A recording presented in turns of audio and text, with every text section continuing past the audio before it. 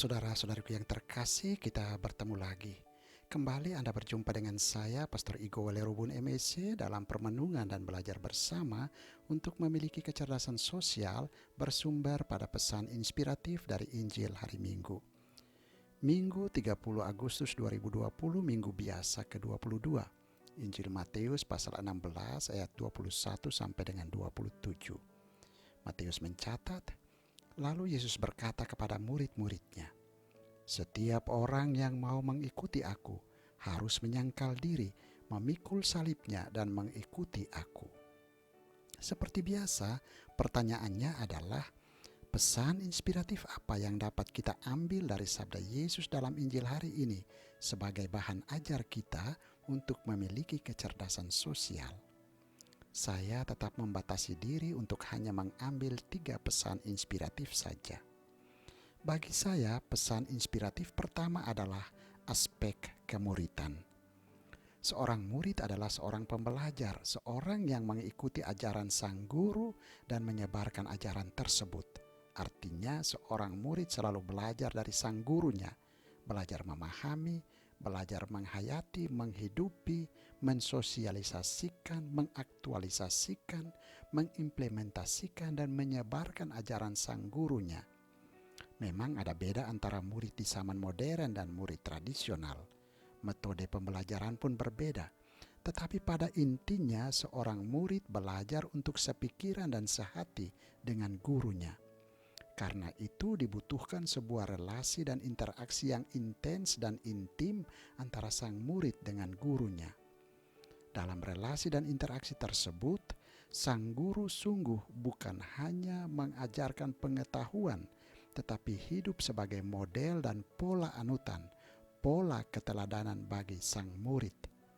Karena kalau gurunya berbuat buruk, maka murid akan berbuat lebih buruk lagi, sehingga terjadilah pepatah, guru kencing berdiri, murid kencing berlari. Karena itu, sang guru sungguh harus menjadi teladan kebijaksanaan kehidupan bagi muridnya.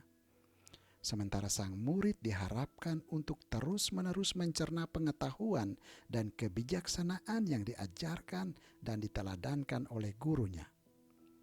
Dan sabda Yesus dalam Injil hari ini lebih jauh memberi makna kepada aspek kemuritan ini. Menjadi murid Yesus tidak sama dengan menjadi murid sekolah di zaman modern ini. Menjadi murid Yesus berarti menjadi pengikutnya. Dan menjadi pengikut Yesus berarti hidup bersama Yesus, berada di dalam Dia, belajar padanya, dan melayani bersama Dia. Mungkin tidak terlalu tepat untuk mengatakan bahwa menjadi murid atau pengikut Yesus adalah berusaha untuk meniru apa yang dilakukan oleh Yesus sang guru. Tetapi begitulah usaha kita para pengikut Yesus untuk menjadi replikanya.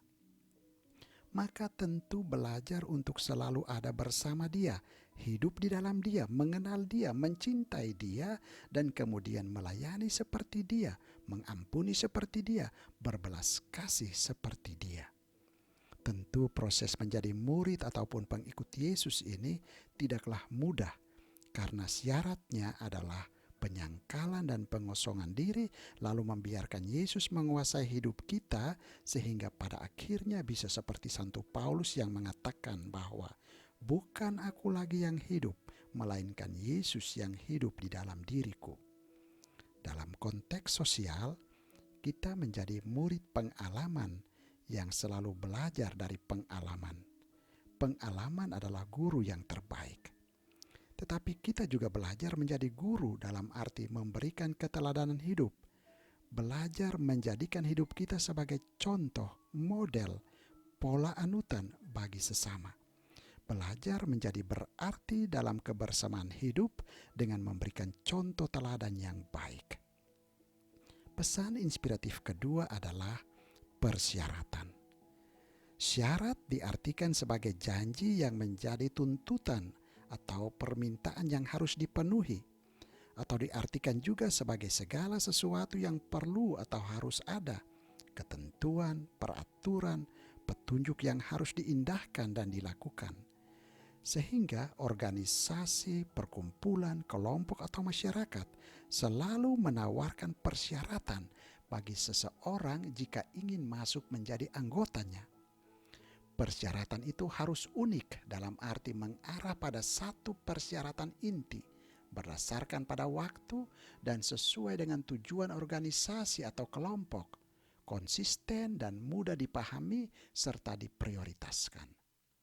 Seperti yang disampaikan oleh Yesus dalam Injil hari ini, setiap orang yang mau mengikuti aku harus menyangkal diri, memikul salibnya, dan mengikuti aku. Di sini kita belajar bahwa dimanapun kita berada, hidup kita selalu ada dalam suasana persyaratan. Maka belajar untuk memperhatikan apa yang menjadi muatan atau isi inti dari persyaratan tersebut kalau mau diterima, sukses dan berhasil.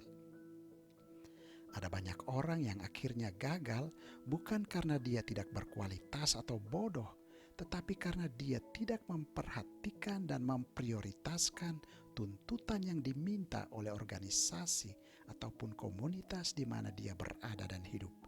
Misalnya, saat melamar kerja, dari pihak perusahaan minta agar memasukkan data-data lamaran di dalam sebuah map berwarna biru muda. Maka janganlah memasukkan data-data lamaranmu di dalam map yang berwarna merah, hijau, putih, ataupun biru tua. Karena kalau itu yang terjadi, Anda sudah tidak memenuhi persyaratan administratifnya. Padahal mungkin Anda sangat pandai dan berkualitas, tapi karena tidak memperhatikan persyaratan dari perusahaan, maka Anda gagal, tidak diterima karena tidak lolos seleksi administratif. Syarat ataupun persyaratan menjadi standar uji juga untuk ketelitian, kecermatan, dan fokus prioritas. Maka belajar untuk teliti dan tahu menentukan prioritas dalam relasi dan interaksi di dalam kehidupan sosialmu. Pesan inspiratif ketiga adalah hal teguran. Matius mencatat, Yesus menegur Petrus, "Enyalah iblis, engkau suatu batu sandungan bagiku, sebab engkau memikirkan bukan yang dipikirkan Allah, melainkan yang dipikirkan manusia." Kita belajar bahwa di dalam kehidupan bersama dengan orang lain akan selalu ada teguran ataupun memberi teguran kepada orang yang melakukan sesuatu yang salah atau bertentangan dengan norma hidup bersama. Teguran itu memperlihatkan betapa orang yang menegur itu memperhatikan, peka, tidak menutup mata, melainkan peduli dengan kondisi atau keadaan orang yang ditegur. Ia mau agar orang yang ditegur itu berubah ataupun memperbaiki keadaannya. Tetapi di pihak lain, orang yang ditegur perlu punya kerelaan untuk menerima teguran. Bukan saja rela menerima teguran, tetapi lebih jauh merenungkan kebenaran isi dari teguran itu dan memperbaiki kondisinya. Memang sering dalam kehidupan bersama ada orang yang suka sekali menegur, tetapi motivasinya bukan demi perbaikan hidup orang lain, tetapi supaya ia dinilai lebih baik dari orang lain, atau supaya orang lain dipermalukan, dihina, diejek lewat teguran itu.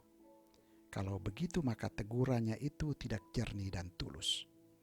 Teguran yang jernih dan tulus harus punya dasar, bukti, dan bersifat konstruktif demi perbaikan hidup orang yang ditegur, tetapi juga demi relasi yang harmonis dan damai dalam kebersamaan hidup. Maka mari lihat diri sendiri, apakah saya suka menegur orang lain dengan motivasi yang jernih dan baik, ataukah saya menegur orang lain karena motivasi yang tidak baik? Tetapi perlu juga ada keberanian untuk menegur. Ada orang yang tidak berani untuk menegur karena tidak mau menyinggung perasaan orang lain, sehingga ia lalu bersifat masa bodoh. Bodoh amat. Mau baik dan berubah atau tidak itu bukan urusan saya. Itu urusan dirinya sendiri, biarkan saja.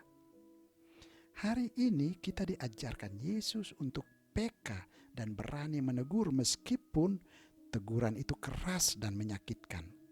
Kalau salah, katakan salah. Kalau tidak benar, katakan tidak benar. Jangan sebaliknya, demi pertemanan dan persahabatan yang salah didiamkan. Namun kita belajar juga untuk menyampaikan teguran kita dengan cara yang bijak. Yesus keras dan tegas menegur Petrus karena Yesus kenal dengan baik siapa Petrus.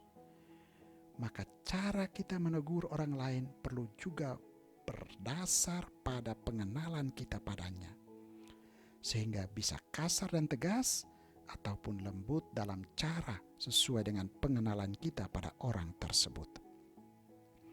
Mari belajar menjadi pengikut Yesus yang berusaha untuk mengikuti persyaratan yang Yesus berikan kepada kita dalam proses menjadi pengikut dan replikanya. Tetapi mari belajar juga untuk berani dengan motivasi yang jernih memberikan teguran kepada sesama atau saudara yang melakukan kesalahan untuk membantunya berubah dan berkembang. Tuhan memberkati.